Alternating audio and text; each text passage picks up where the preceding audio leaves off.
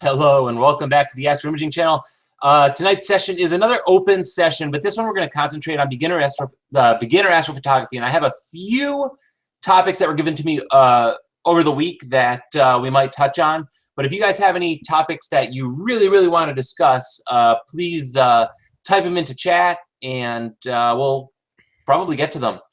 I had planned on doing something we haven't done before and actually putting a link to this live room in chat. I know in the past couple of weeks we've had a few people asking how they get into this room, and typically we reserve it for people who are either presenting or who may have something specific to add about this particular topic. But I think next week we're going to have a few spots open, and I might just try and get a few new people in the room. Or I shouldn't say next week, in the next few weeks when we have a few spots open. We'll post that link into chat, and you guys can get in and kind of comment. So I see the first question. But what I'm going to do is I'm going to remember that question. I'm going to start going through my list. Well, in a second. But the first thing I want to do, as always, is show off the image of the week, which this week goes to Christopher Gomez for this NGC 4725. And I actually think I saw Christopher in the room, but I'm going to hold off on having him say anything about it. We tend to do it next week. I forget who last week was. Oh, Corey Phillips, that's right. But if Christopher is available to talk about this and we have some time in this session, I'll pass it over to him. But for now, I'm going to steal my screen back. These windows get confusing. Okay.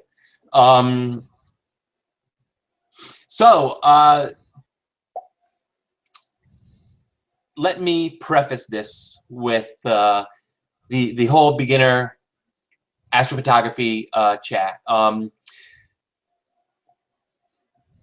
What I hate doing, but what I always find happens when I'm talking to people about astrophotography or trying to get them into astrophotography, I talk about it for 5 minutes and start turning them off. Because I'm getting kind of complex and I'm talking about sub-exposures and more about the routine than I am about what they're actually seeing.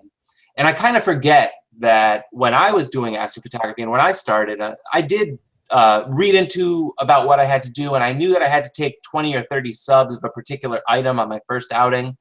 But I'll tell you, those individual sub exposures, if I hadn't been looking on cloudy nights at all these amazing photos, I'd be pretty darn happy, and I was pretty darn happy with those photos. I surprised myself. I say to people here, I got my first sub in and I jumped up and down, and literally I jumped up and down. I was amazed by what I could see on the camera. This is having come from looking through the eyepiece and saying, well, it's nice, but I'm in light pollution here, and I'm limited. I'm limited in what I'm going to get out of it or what I'm going to be able to see through the eyepiece. So I hooked the camera up to it, and wow, just that individual sub was much more than I could see in the eyepiece. I knew I was hooked, and I was going to do anything it took to get better. And that entailed taking hours of exposure and continuing on. And some of us have done that same thing where we're open to making it more complex. But there's a lot of simple stuff that you can do, and in some cases, cheaper stuff that you can do that might just satisfy your taste for astrophotography or give you that first toehold in getting a nice image that really impresses you and then sets you on to your next endeavor, which may be buying more expensive gear, more expensive software. But the one thing that I would almost suggest anybody trying before you go out and even buy a telescope, if you've got a DSLR camera, that's all you need. One of the types of photos that basically the process to taking this type of photo is the same process you're going to use for your astrophotography, with some areas where it's a bit more similar. And I'm actually not sharing my screen. Okay. Here we go. Now I'm sharing my Photoshop screen. Hopefully you see it here. And this is a Star Trails photo that I took over my parents' lake house, actually overlooking the lake. And it's funny because, you know, we all have those images we're proud of. And when I took this image, I was really proud of it, and I really knew it was a good image. But as I started getting into deep sky astrophotography, it started to drive me nuts because for example, my parents have this picture on their wall at their lake house, and I actually have the same picture at work. And I also have some deep sky astrophotography surrounding both pictures, one at my parents' lake house, one at work. Well, everyone walks into my parents' lake house or at work, and they admire this photo. And the deep sky stuff, they're not so crazy about. And I don't quite know why it is, because wow, the deep sky stuff was so much harder to take and involves so much more learning and effort. But also, it's so much farther away. I mean, isn't a deep sky object so much cooler than a Star Trails object? Well, no. That's the geeky astrophotographer in me saying that. Star Trails are pretty impressive to everybody. And when I'm talking to, when I'm giving my basic routine at work and telling people about this, this photo, I actually get to explain a lot more about astrophotography in a way that makes sense to them than I do when I'm talking about deep sky astrophotography. When I'm talking about deep sky astrophotography, I tell them, oh yeah, long exposures, this is 40 hours of exposure, I have a tracking mount. But when I'm talking about this particular image, I point to the bright star almost at the center of the rotation there, and I explain that's Polaris, the North Star.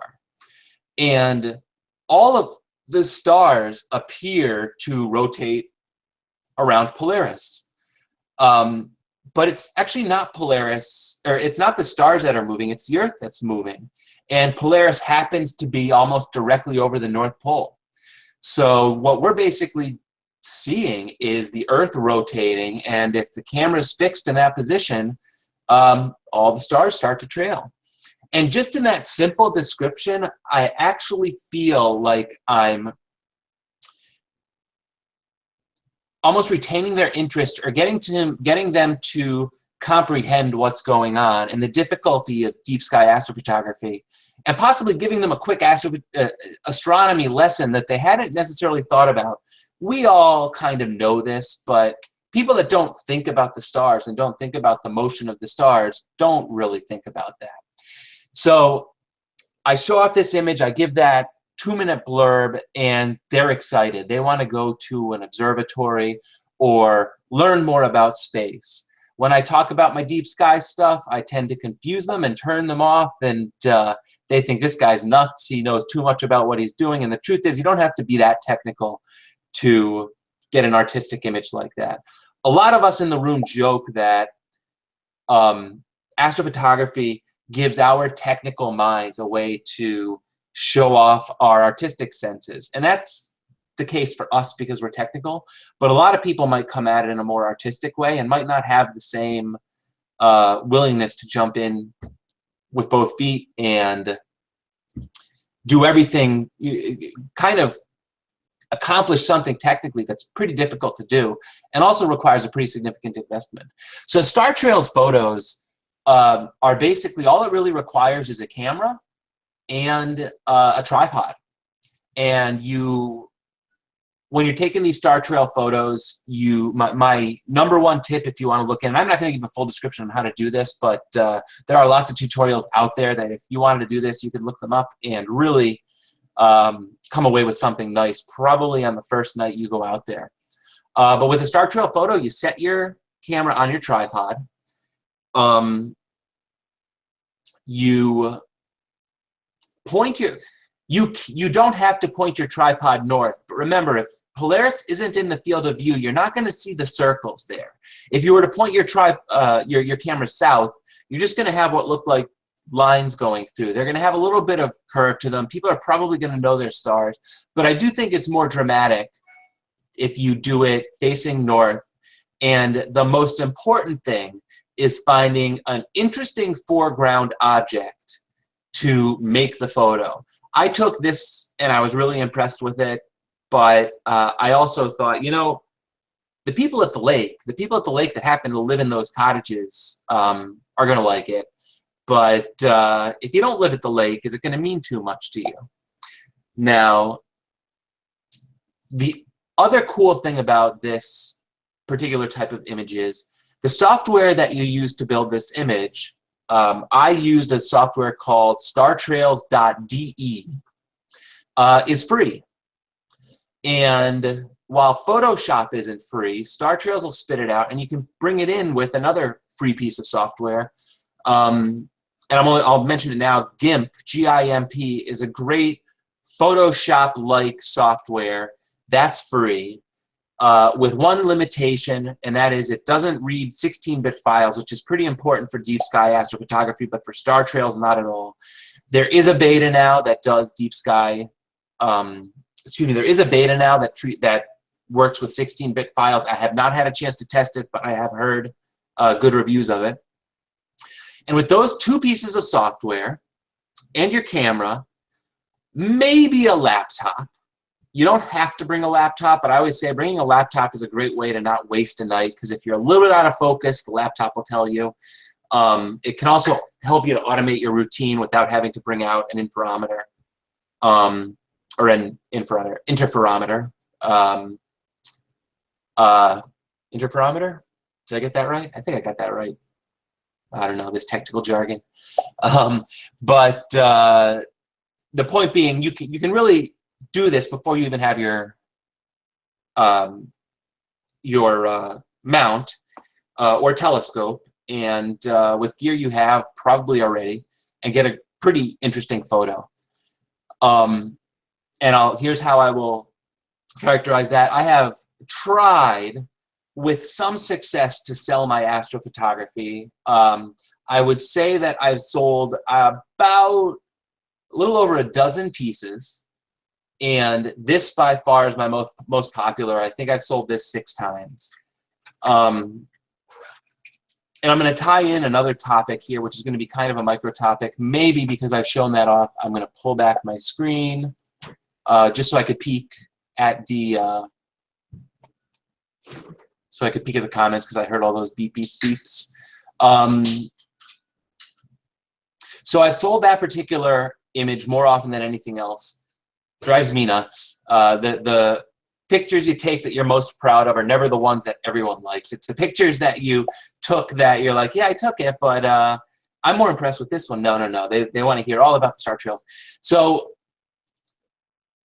one thing I always think about is, how do you use astrophotography as astronomy outreach? How do you explain to people that it's not just the picture they're looking at, it's not just the art of nature, but it's a way to get them into astrophotography? And star trails, like I said, the way you explain it is a lot easier. Then you move on to your other images. But having sold a little bit over a dozen photos, one thing I do is I tend to give away a lot of my images. I print them out and I give them to charities. I give them, anytime someone's soliciting for some sort of school charity auction, I try and give one there.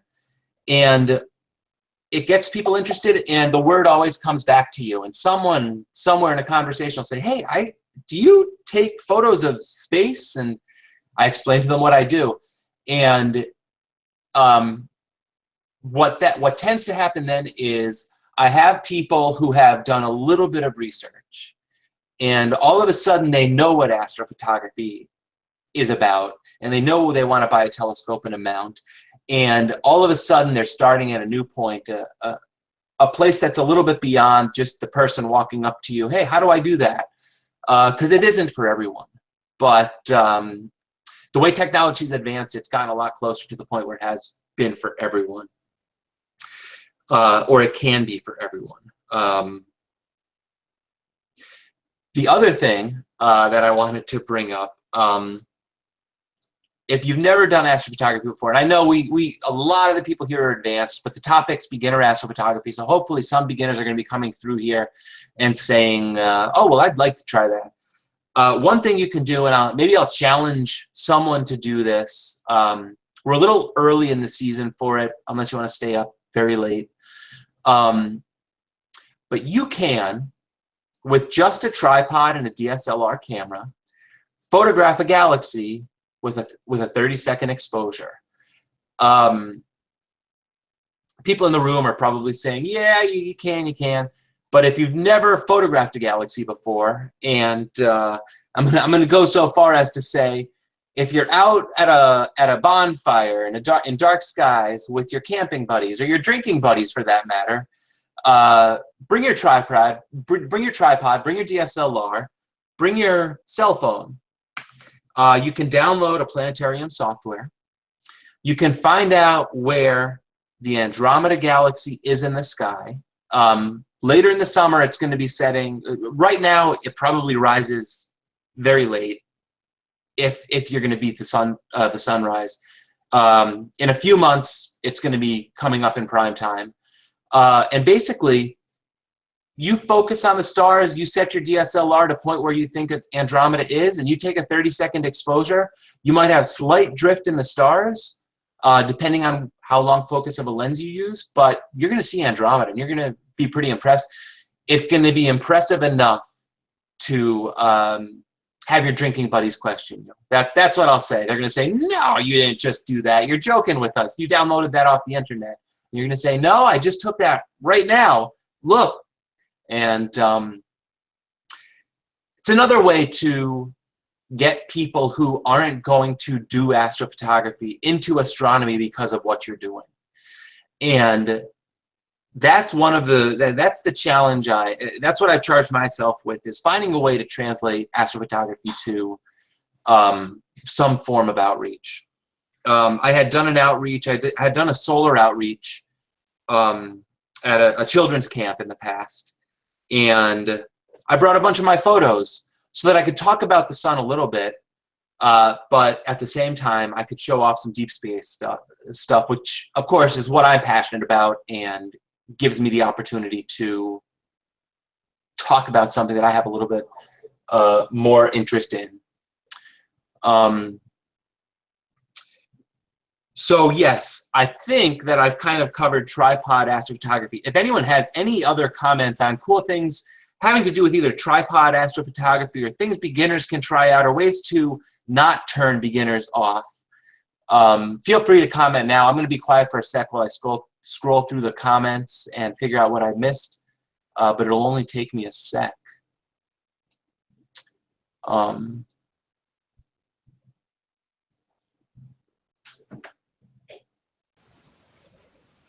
One of my stories that I like it is about this guy that he talks about astroimaging, and somebody comes up to him and he sees an astroimage on his computer desktop or something like that, and he says, "Wow, what is that?" And the guy goes, "Oh, well, that's M31, and I took that with a Hyperstar on a C8 with 45-second exposure. That's only 45 seconds exposure, and I still got all this detail, and of course I didn't have to guide, of course, because it was only 45 seconds, and then he stops and he goes, "Oh, that's a big old galaxy, ain't it pretty?" And that's one of the things you have to remember when you're talking to somebody and they come up and say, "Wow, that's cool. What is it?" Just tell them it's a cool thing, and tell them, you know, stuff like that. You don't have to hit them with all the geek stuff. Yep. Okay, have you had a chance to look through your questions? I did. I like the comment, all science starts with philosophy and ends with art. Because that's where the conversations go. If they don't look at me like I'm a geek and walk away. But on Alex's comment, it reminded me of something. Whenever I'm showing someone my astrophotography, someone who doesn't have much experience with astronomy or anything in general, I make sure to have a galaxy and a nebula that I can show them. It gives you the opportunity to talk about distances, which is one of the things that I think really, if you get that if they don't walk away immediately and you get that, oh, I watched Discovery Channel, this stuff blows your mind. One of my neighbors up at the lake says this, it blows my mind. It just, and you know what? It blows my mind too. And that's what's so interesting about it. So I think being able to show off a galaxy photo and a nebula photo lets you talk about distances. And you get to explain that most of the nebula we see are inside of our galaxy.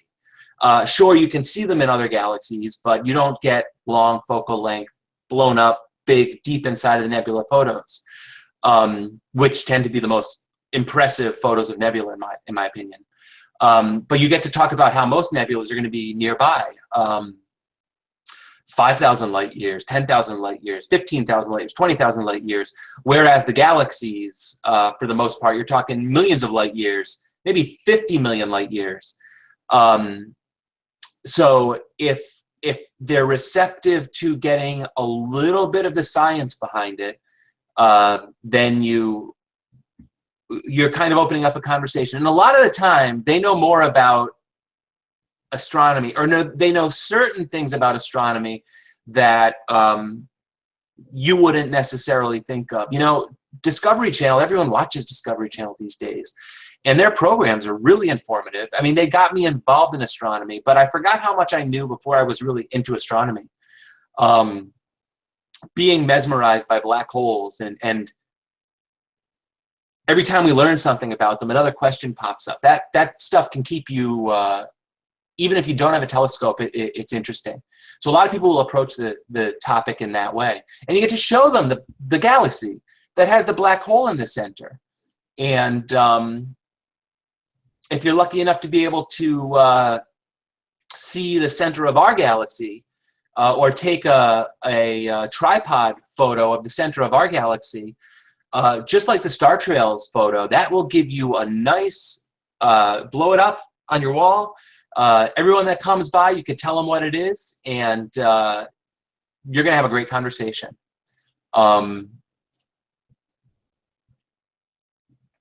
Okay, in YouTube chat, for the guys in YouTube chat, we tend to, I'm getting word now, but for the guys in YouTube chat, I do not monitor YouTube chat anymore. If you want to get in the chat, go to the astroimagingchannel.com and you'll see a little chat widget on the bottom right, and then we'll see your questions immediately and get to them there. But for now, I'll try and address that. What are my thoughts on the Starizona Hyperstar for the Celestron 8-inch Edge HD? And Dylan had done and Dylan's letting me know this question popped up. Dylan had done a great presentation on Hyperstar maybe a month and a half ago, 2 months ago. It's for beginners. Once you've committed to that, I'm going to have a telescope and I'm going to have a mount. And you want to have a system where you're going to do some visual observing, but also some astrophotography. It might be one of the best setups. Now, I'm always going to recommend starting with a wide field refractor because for $300, $400, $500, you're going to have a telescope that's going to be very forgiving when it comes to tracking the sky and whatnot. But on the other side of that, a lot of people are guilty of making this mistake, and I am the perfect example. We buy our SCT and our mount, of course, and then start going on the forums and saying, hey, can I use this for astrophotography? Well, if you find yourself in that position where you've already bought the mount and you have an SCT, then Hyperstar could be a really good option for you. And basically what it is, it's a very fast system.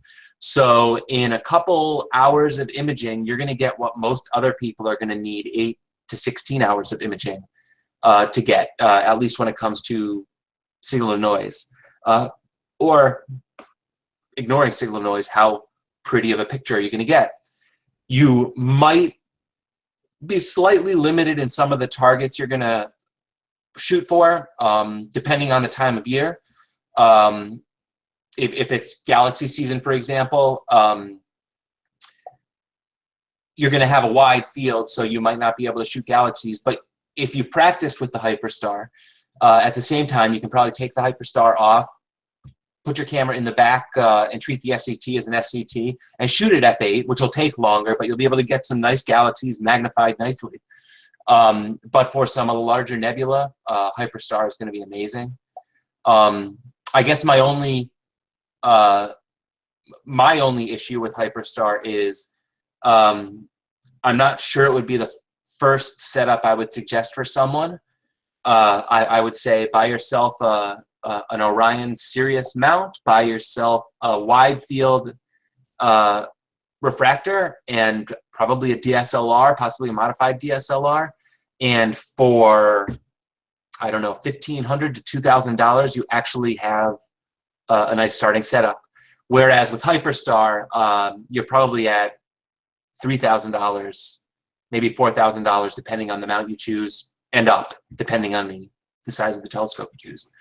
So that's kind of my opinion on Hyperstar. If you don't have anything yet, I would consider going with a wide field refractor. If you already have the SCT and you're trying to figure out where to go from there, then that may be your best pathway.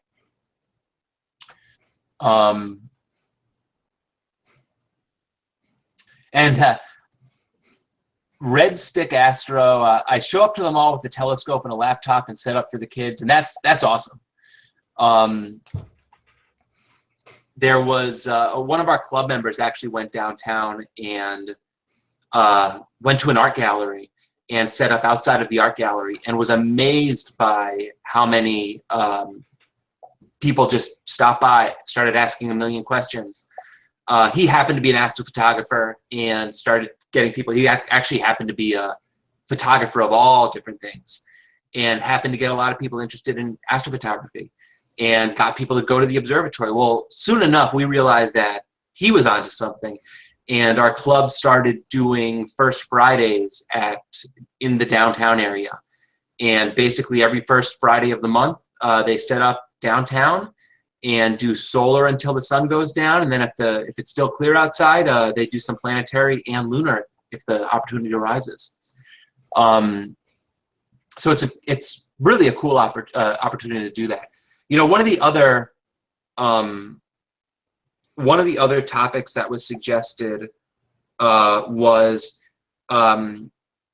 using cell phone cameras, available adapters, anything like that to make it easy for kids or adults to just quickly snap that through the eyepiece, as we call it, cell phone picture. I have a club member of ours does it all the time and gets great pictures of the moon just snapping right through the eyepiece. I've never had luck doing that, but I did hear something pretty cool about, actually it was from one of the NEAF interviews, Mike Fowler, who has the Revolution Imager, which is a really cool kit. Basically, it's a camera and monitor that allows you to set up in a city, basically wherever you are on whatever telescope you have, and get instant feedback on the screen. For the brighter objects, it's great for M82, for Orion. There's a lot of bright objects out there. Even planetary it'll do nicely. And you can immediately show people it on the display that comes with the kit. But what I really thought was insightful, and what someone commented on being really insightful, was there's a feature where you can also allow people to, using their cell phone, I guess, log into the wireless server, the Wi-Fi server that's coming off the Revolution Imager, and they can actually download a screenshot of what they've just seen. So they go home, or they go to school, or they go out with their friends after looking through the telescope, and they're showing it off. And, you know, with teenagers today, they're going to show it to 5 kids, and 5 kids are going to say, yeah, whatever. Probably just like my friends, right? But one of them is going to say, oh, whatever. And then something's going to stick. And they're going to remember that they can go to this observatory, drive 20 minutes and go to the observatory. And instead of going to a movie one night, they're going to get a free presentation on astronomy. They're going to get to look through telescopes that cost more than their cars. It's just a really great way to get whoever those people are out there. You know, we talk about getting people interested in science, math, for the jobs of the future. Well, there's no time. There's no too early to start, and there's no time to stop trying. You should just continue hitting them with it, because you never know who it's gonna be. You never know who's gonna take something from a conversation you had, and that's one of the most rewarding things in astrophotography. I see someone has pulled up. Eric, can I show off your? Yeah, the reason I brought that one up, Adam, is that was taken with my cell phone. And it shows actually the moon, and if you could see it, 3 of the planets all aligned on one of the evenings. It's kind of hard to see on the shared screen, and it showed the horizon and just before sunrise, so you don't need anything expensive, just your camera and your cell phone. Mm-hmm. Adam, yes. Adam, if I can, I think you touched on a couple key things, and one is I've done a fair amount of outreach, and keeping things simple is key to getting people excited. And what I've heard is that people want to get into astronomy. You know, they go on the internet and they do a search for intro to astrophotography, and they quickly get overwhelmed. And the amount of information that's out there is just overwhelming. I think one of your presenters just a few months ago did an intro to astrophotography, and he's just been doing it for about a year. I think his name was CJ Wagner, and he said he got overwhelmed right off the bat. So any way to avoid that is key, and I think that can be done by going to good resources to get started, like the Astroimaging channel. There's a lot of good stuff here about how to get started. There's several other talks that have been given on that cover the subject very well. And the other thing you touched on is kind of getting the next generation of astrophotographers interested and hooked. And the cell phone hook is, I think, definitely what's happening in the future. And being able to get a kid to get excited by taking a picture with his cell phone and sharing that into social media and getting that going is definitely the way of the future for getting kids hooked on astronomy initially. Yep. Yeah, I completely agree. And I mean, I say this semi-jokingly sometimes, but I truly believe this. The kids born today are probably going to be able to go to at least the moon and probably Mars. They're talking, SpaceX is talking 2022 for Mars visit, which sounds dangerous to me. But in 30 years, space tourism is going to be a big thing. And it's going to be like going to Disney World. And my generation, didn't have the space race. So we never had any. I mean, the Hubble was probably the largest, what I'll say, inspiring accomplishment that we've done that can get people interested just by looking at the picture and saying, oh my God, I have to learn more about that. But I think for the previous generation, it really was a space race. And the Hubble is kind of what we have, but it's pretty pictures. It's just going to be so interesting to me in the near future when it's not just government astronauts who are going to space or billionaires who are going to space. I can't wait until it's like going to Disney with your friends, and who knows how it's going to materialize, but I think it's just, I truly believe that. And some people may say, oh, I don't know, it's still going to be dangerous, but there was a time when flying was dangerous, and now you're safer in the air than you are on the ground. So it's, you never know what the future's going to bring. You never know how the technology that you develop to visit the moon is going to be used.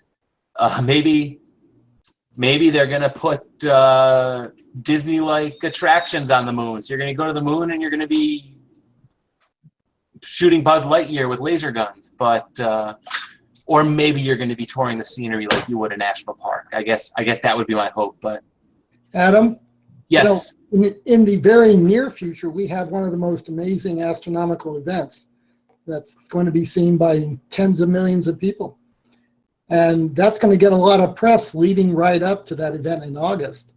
So that's going to be a great opportunity to get a lot of people interested. It'll be covered by more than just us geeks. It'll be covered by the news media, by everyone. Yeah, that is a good point. Yeah, I would say... I didn't mention what that was, but you might want to do that. Oh, of course. So the solar eclipse, which is what, August? Someone help me out with the date. August 22nd? I forget the date of it. It's August 21st. It's a Monday, and it's August 21st. My 41st wedding anniversary. Ooh, congrats! You arranged for a solar eclipse on your wedding anniversary. I didn't do it. I asked Fred Espenek. Oh, okay.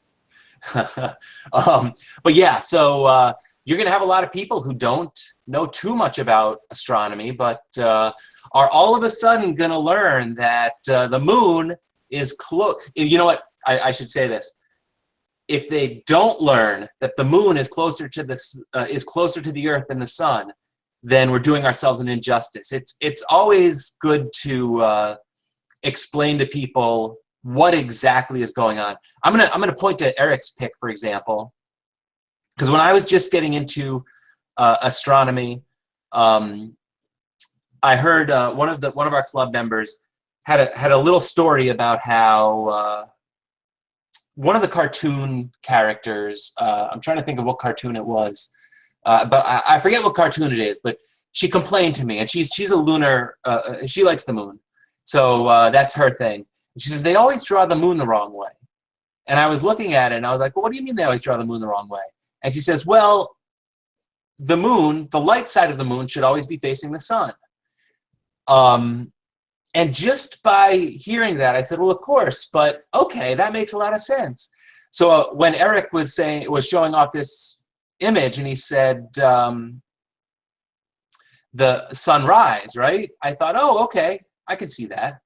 But I guess the point being, there are a lot of people out there that when you explain, you know, the sun's coming from the light and it's only hitting part of the moon, they really, particularly young people, it really gives them more of a comprehension of what's going on out there. And it wasn't that long ago. Well, even these days, there's people that don't think the Earth is round. So drilling that home and getting them to get a little bit more of a comprehension of it, just you're going to benefit them for a long time. And I can tell you, I still goes back to all the science teachers and science fairs that I went to as a child. I still remember that stuff, and that's inspired me to take an interest in all sorts of sciences even now. And when my son wants to play video games, sometimes I'd say, well, let's do a science experiment over here. Let's do something like that, just to keep their minds going.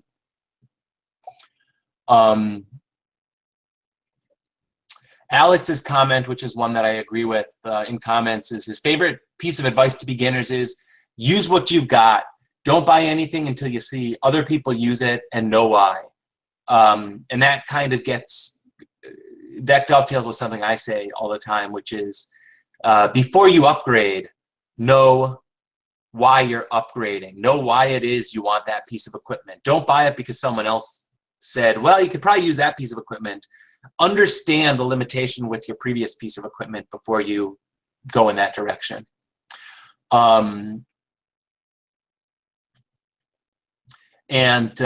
Joe's comment, by mentioning, yes, the photons that left the galaxy millions of years ago and have been traveling all that time, ended their journey by impacting your retina, which, I don't know, is another awe-inspiring way to just get people to think, really think about it.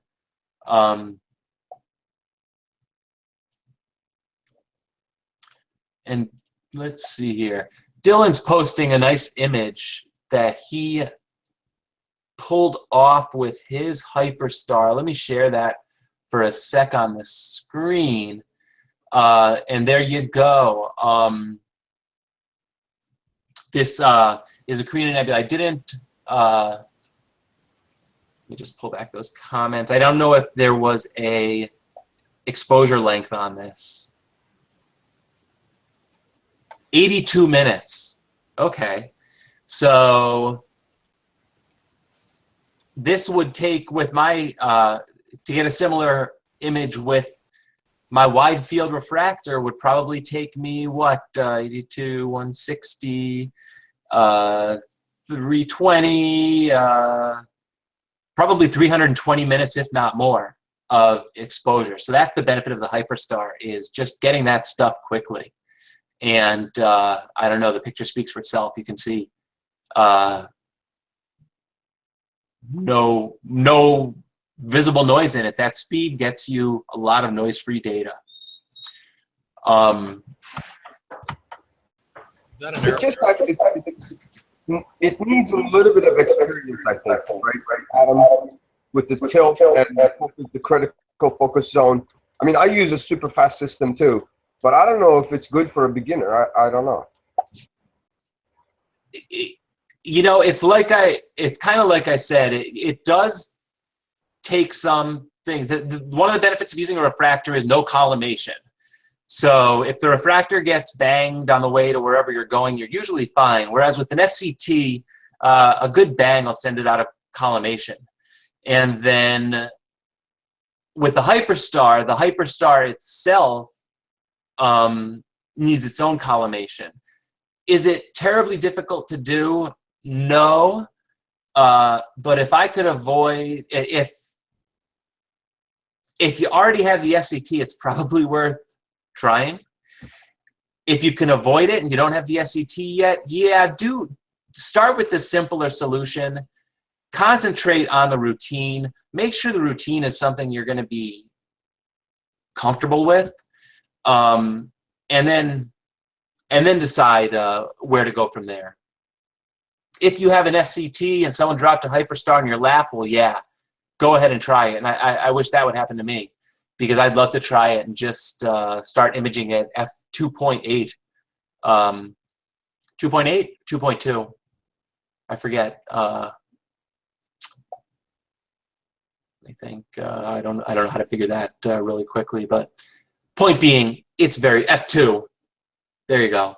So that's very fast. The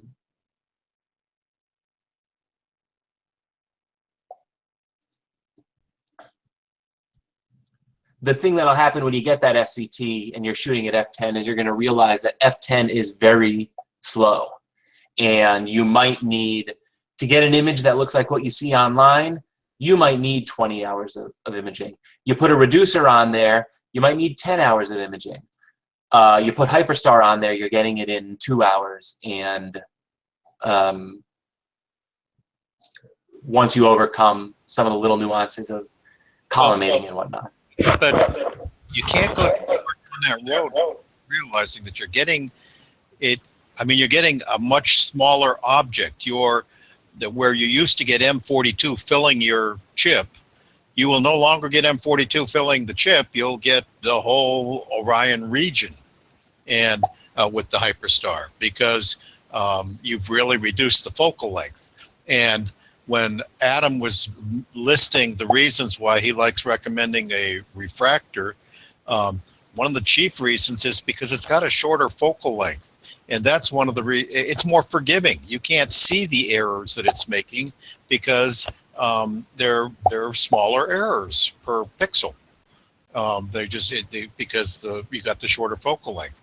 The f10 on a standard Schmidt Cassegrain means that you've got a focal length with 8 inches. You got a focal length of 2,000 millimeters, which means that every little mistake, every bad piece of guiding, every little wind disturbs the picture that much more. And so your pixels are going to be scattered out a little bit more than they would, or your light's going to be scattered over a few more pixels and stuff like that. So yes, Hyperstar, I can understand why Dean Koenig would say you get the same light values perhaps because you're shooting at f2.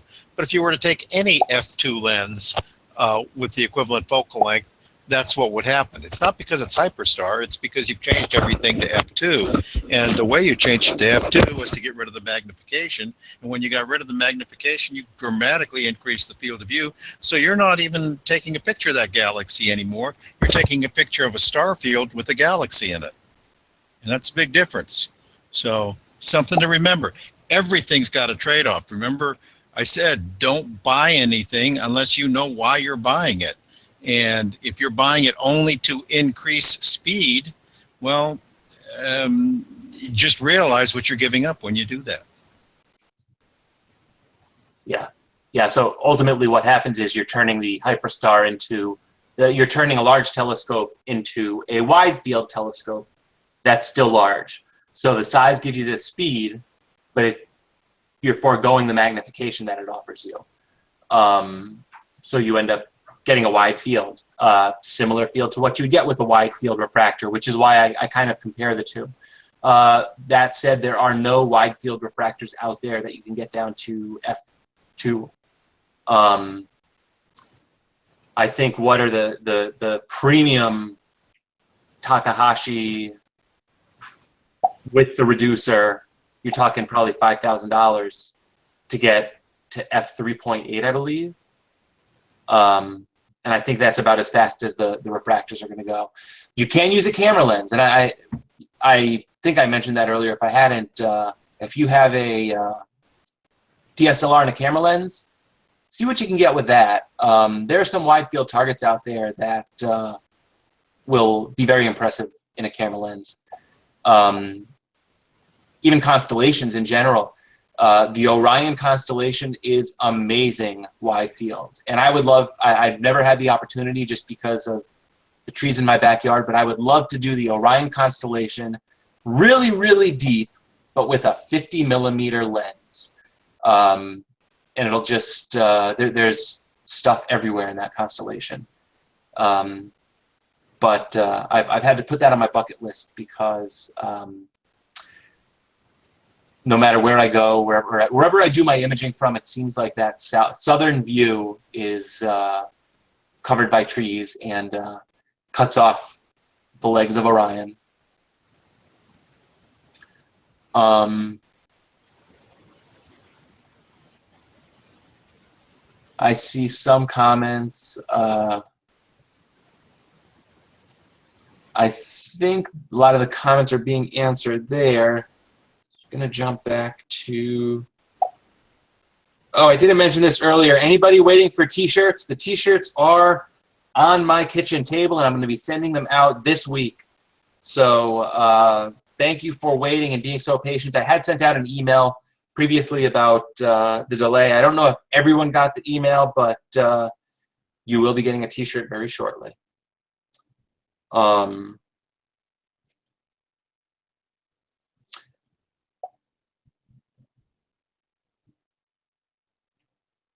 Yeah, I think I basically covered the topics that were suggested to me. I don't know if anyone else in the room has any other comments they would like to make, or any. Go ahead. Adam, I know that you produce this in a fancy sound studio and stuff like this, but maybe you could walk over to your kitchen table someplace and pick up a t-shirt and show it to us. Absolutely.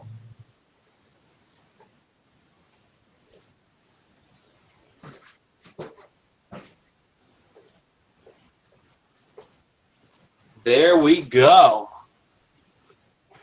Nice TAIC t-shirts. Of course, you can. Sorry about that. The OC in me wants to make sure they stay clean. If you guys want one, go on our website and you can. You'll see in support us. if you contribute $30, which basically goes to maintenance of the site, then you get a t-shirt. And I request your size because we're going to move over to someone who's going to print them one-offs for us and ship them for us. But for now, I'm going to be making up a bunch of envelopes and sending those out. So I would expect you guys will have them early next week, if not the end of this week, except for you international guys. In those cases, I think it's going to take you, I think 3 weeks is what I saw. I think anybody following along over on the website has seen all the comments and stuff like that. Nathan Chisholm's asked, does a focal reducer degrade quality? Yes, it can. Any piece of glass that you put in there can degrade quality. Some of it helps quality, but there's an awful lot of focal reducers that don't really do a good job. A lot of them can introduce reflections that you don't want in there, and they're not necessarily they don't necessarily cover the full field of your chip, and that's one of the things that you have to take into account. But in general, if you buy yourself a good quality one and get a good one, you're going to get some advantage of buying a reducer. Now, remember, what we're suggesting is that the reducer is a good answer to those of you who bought a C8 for some other reason and decided you wanted to take pictures with it.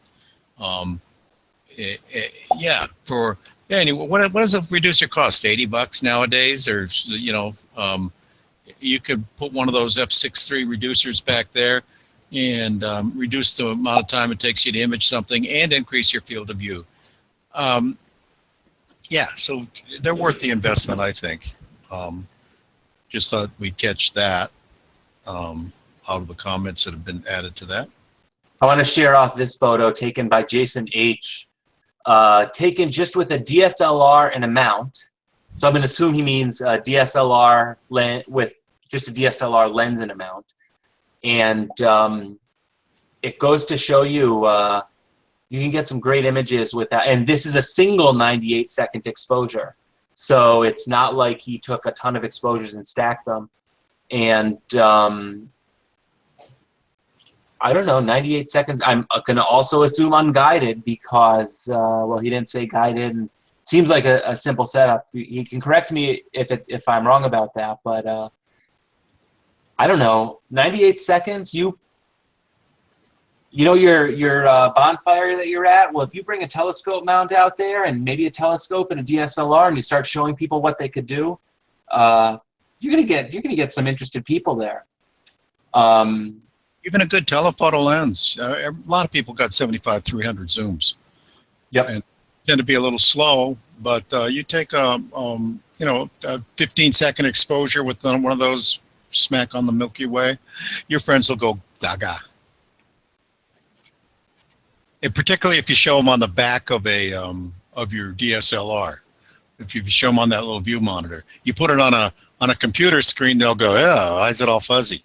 But we're all much better photographers when we're just using the back of the LCD screen there. I'm going to start a little topic here. I don't know if it's worthy or not, but we'll decide that as we go. I occasionally go over to cloudy nights and I read people giving advice and about what to buy to beginners. And it's perfectly wonderful place to be asking advice. You write in there and you say, should I buy a so-and-so or a such and such, or how should I buy this? But what I so rarely see in all these people giving advice is them asking what you're trying to do and why you're trying to do it. What I see instead are people telling what they did and how it worked for them. And that may not at all be what you're asking.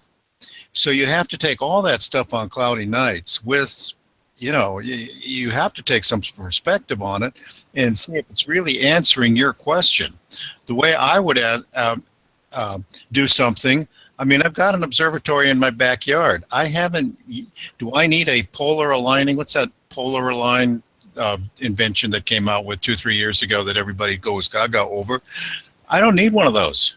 I very rarely have to polar align my scope. It's set up on a pier. So if somebody says, should I buy one of those? My answer is, if you're portable a lot and you need to set up like that a lot, yeah, you do. Otherwise, no, you don't. But that doesn't come out. What you get instead is, oh, it's a wonderful thing. It speeds up alignment and all this other stuff. Well, you may not need alignment because you're already polar aligned. Pole mastery, that's probably it, Ghislaine. That's probably it.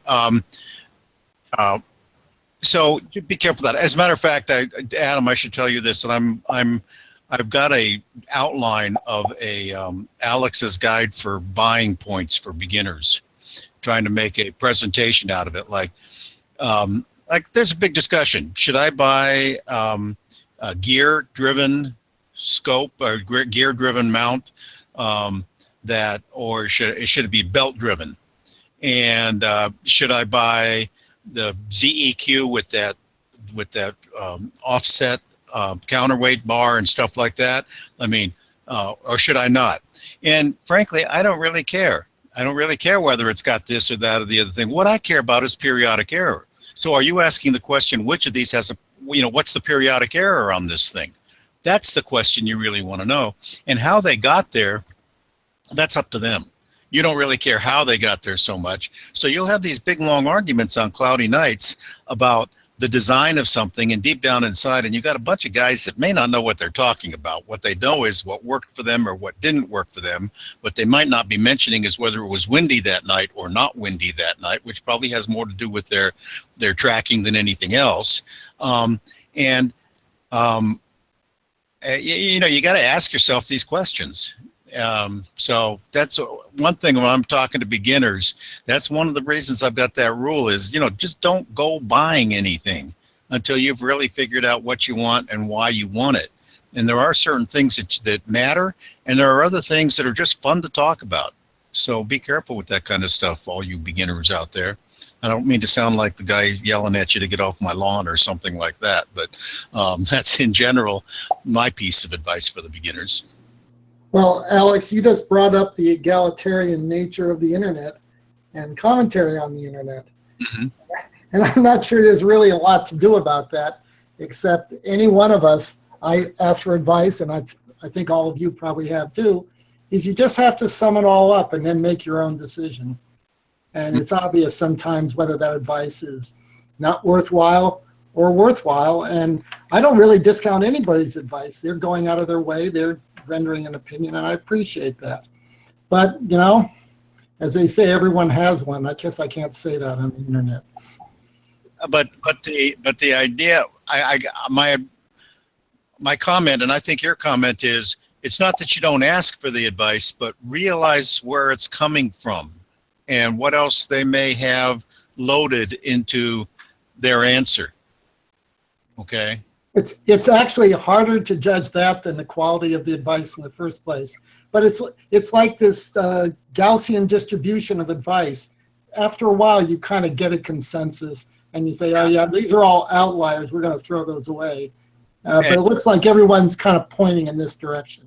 Or what I say to people when they ask me about visual observing, I do a lot of visual observing too, is, walk around on the observing field and see what people are using and what they're not using. And what they aren't using, they're probably not using because they bought it and found out it was a piece of garbage, or they didn't buy it in the first place, or something else. So, Alex, what is visual observing? It's got eyepieces and stuff like that. I'd tell you about it, but it's useless. Well, talking about visual observing, I'll be at the Astronomy Festival on the National Mall on June 2nd. It's the largest open to public star party pretty much in the world. We're expecting about 10,000 people, so invited. Wow. Okay. It's an outreach event. Bill just made a comment, although we are in a time lapse here, so I don't know how long ago we made it. A beginner is not necessarily going to know whether planetary, deep sky, or solar will interest them. In this presentation that I've got half planned, that's one of the questions you've got to ask. You got to ask yourself the question, you know, what kind of a astroimager do you want to be? Do you want to be an APOD astroimager? Do you want to be a cell phone astroimager? And by cell phone astroimager, I don't mean do you want to get your kicks using a cell phone to take astro images? I mean, do you want to show them off on a cell phone? Because I'm a really good cell phone photographer. When you've got that little screen and all the errors are shrunk down to size, I'm pretty good. But you put it on a computer screen, nah, not so good. And then you take it and print it and put it on the size of a wall, it's really not very good at all. So you got to decide a whole lot of those things, because what your level of investment, what your learning curve is going to be, all those things are going to be dramatically different. And you know, that's one of the things I wanted to address in the presentation that I would be doing on it. Although I think I'm giving up on the presentation because I realize that I'm doing exactly the same thing that I just criticize people for doing, not asking you first where you're going with this before I try to take you there, if you know what I mean. Yeah, my only comment is the consensus, what Eric and Alex were kind of hinting at with consensus is kind of important, because you're going to come across a lot of really techie guys who say that you can do it the opposite way that everyone agrees on.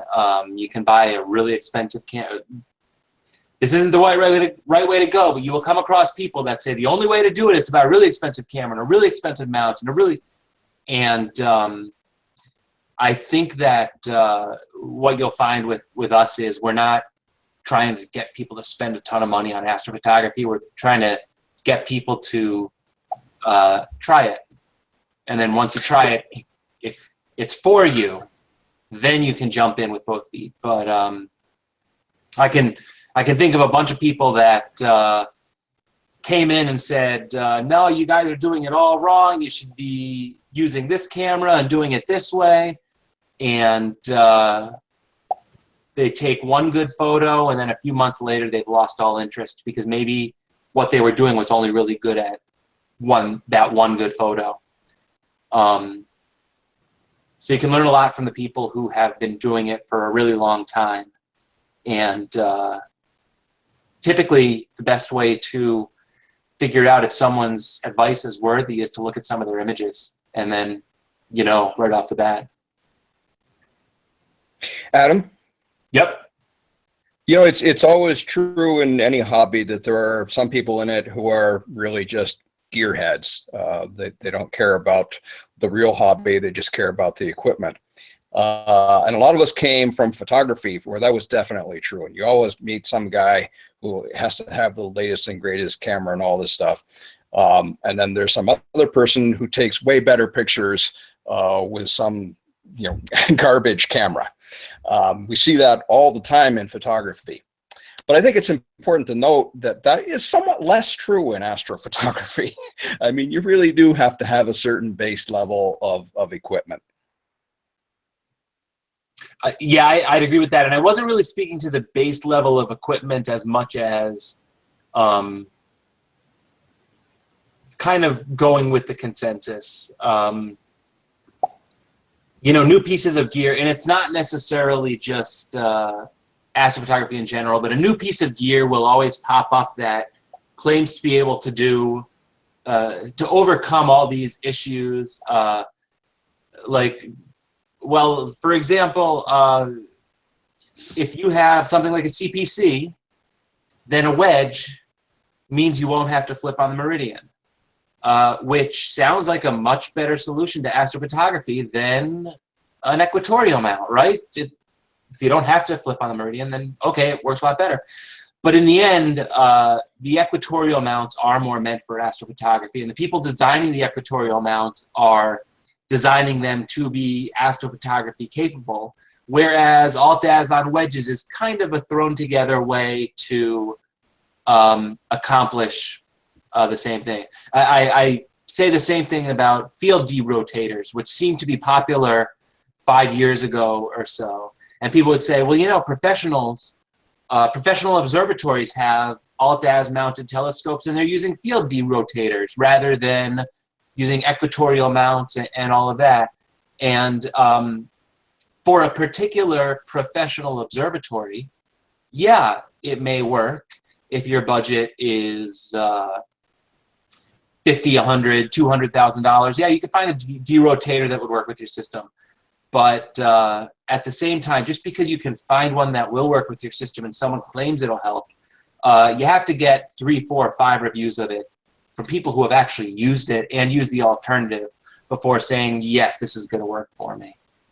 And that's, I guess that is true in any hobby. But I would go also just cautioning. I really respect David's opinion on, you do have to have a certain level. Yeah, you got to, but to just go with consensus may mean that you're following a crowd, and the crowd may not know where it's going. You may be following some vocal people that are talking really loud, but they're not speaking to you. You've got different needs than everybody else might have, and you've got to keep that in the account somehow or another. Yep. Oh, someone's offering me a Hyperstar 8-inch. Well, unfortunately, so I don't have my SCT anymore. And as much as I'd like to try it, the only thing that I worry about more than breaking my own gear is breaking other people's gear. And for that reason, I hate borrowing other people's gear. I had a friend pull up in front of my work in a brand new Ferrari and toss the keys over to me and say, why don't you take it for a drive? And I couldn't bring myself to take his $400,000 car for a drive because I don't want to be responsible for that. So I guess that's my comment. And I know I've had a few generous people in the, just throughout the Astro Imaging channel offer to send me stuff. And I am so reluctant to take, to accept nice gestures like that, basically for that one reason. Adam, but yes. before we go, I know we're getting a little long here. I wanted to remind people that Josh, hey Josh, you out there? Wake up! I think he was out there. I am out here. Josh will be speaking. Was it next week from today? Right, Josh? Right, Josh? And he'll be speaking up at RTMC in Big Bear, California. So if anybody wants to meet Josh, what are you going to be talking about? Have you refined it anymore? Yeah, so we're going to cover kind of a little bit of everything, but the first half we're going to talk a lot more about kind of setups, choosing how to select your targets and how to get organized to collect the data. And then the second half we're going to kind of get a little bit more in depth in processing. So tone mapping and a little bit on animation. So kind of a little bit more advanced processing topics. The registration's been pretty strong. We're about as good as we've been in a while. We still have some room. The pre-registration is over with now.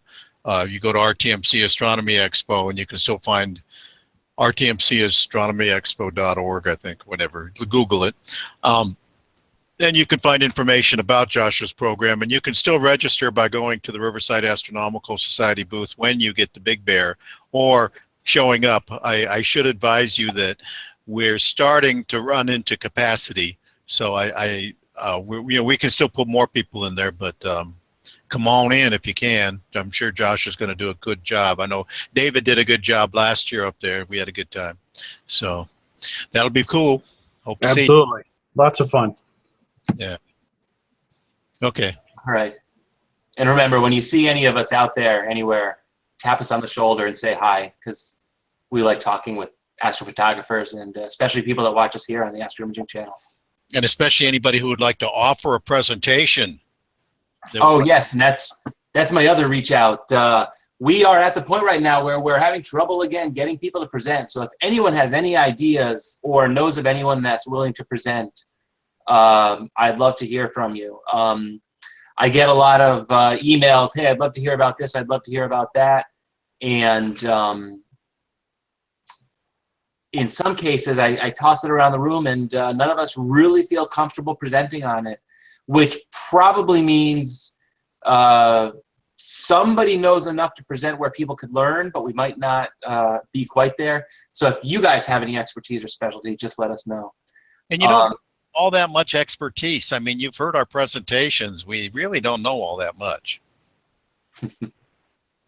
Jerry, you're asking if I have any extra shirts. I believe I have a few extra shirts left, but once the ones that are on my kitchen table are gone, we're going to use a fulfillment service, which we're just going to buy basically one-offs, and they're going to ship them for us. It should go a lot quicker and a lot smoother. So if you want one, just basically order one online, and for that order, I'd say give it about 2 weeks, but you should have it about that point. I did just get an order for a shirt that I'm already going to have to order, so if you want them, they're out there. All right, so that's basically it for today. I don't quite know what we're doing next weekend. I have one person that I'm working on a topic for. Can you do something about RASA Hyperstar next week? Can you click it? I don't think you're in the room here, so you're going to have to answer on the machine. Oh, yeah, I just saw that comment. That coming in? Well, Dylan, you have my email. So if you want to email me about it, and you can manage something in the next few weeks. There's one person I'm working on a topic for, so I just have to juggle it with that person. But I'll probably know about that in the next couple days. Awesome. Then once I hear from this person, I will email you, but start getting something ready on it. We'd love to hear about the RASA itself. I don't think I know you had it sitting on your desk when oh, so you guys can see how we actually do business on the Astro Imaging channel. We're kind of naked right now. You know, you're looking at us as we make decisions about your future here. Look at that face. Somebody said post a list of topics we would like and we need speakers for, and it might help bring people up. And that is a great idea. So I will try and do that sometime this week, because there are actually a few of them that I've had in the back of my mind that I have reached out to a few people. And, you know, it's tough. You ask 5 people and one of them says yes. And then if you're lucky enough to actually get them to come on, then you succeeded.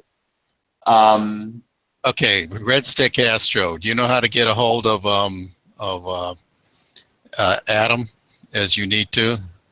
If you need to get a hold of me, the best way is on the astroimagingchannel.com. You'll see a contact. And that gives you a direct email right into me, and I tend to respond pretty quickly just to so that then you have my actual email.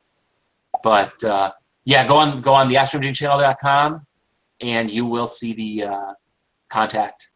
That's how you get me. Elias, we'd love to be able to do shows like that. You've got to realize, though, that we may not know what we're talking about. That would assume like we actually have an AVX and what's the other one? You scroll. Yeah. You know, you got to understand that we're a bunch of guys that are sitting around on a Sunday night, just kind of like you are. You know what I mean?